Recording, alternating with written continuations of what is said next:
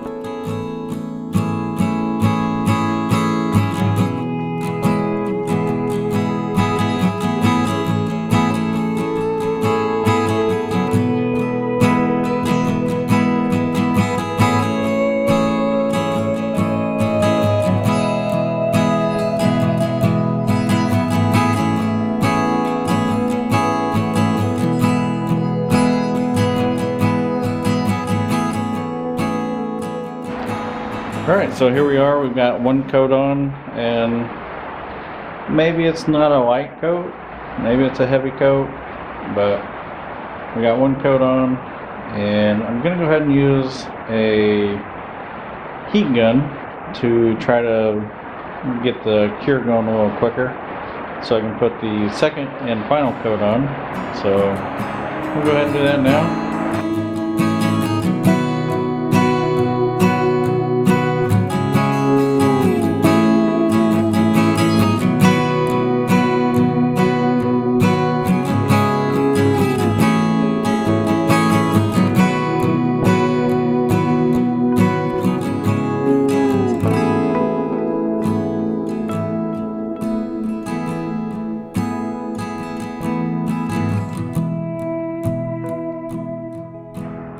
Alright, so I think I'm done for the evening. Gonna let these sit overnight.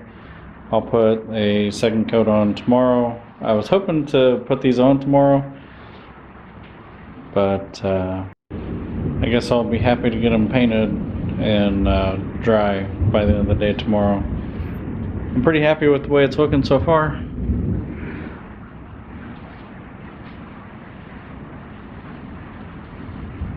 So we'll come back tomorrow and see what it looks like when they're dry.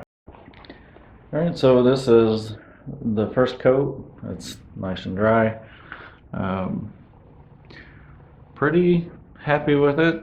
On this one there's some streaks we can see through through the paint. So I am going to go ahead and put a second coat on. I thought if these turned out okay, you can also see here, and I'm not sure if I just didn't get all the oil off of it before I painted it, but anyway, I'm going to put one more coat on, let that dry, and then we'll be ready to actually install these. So I'm just going to do a time lapse real quick and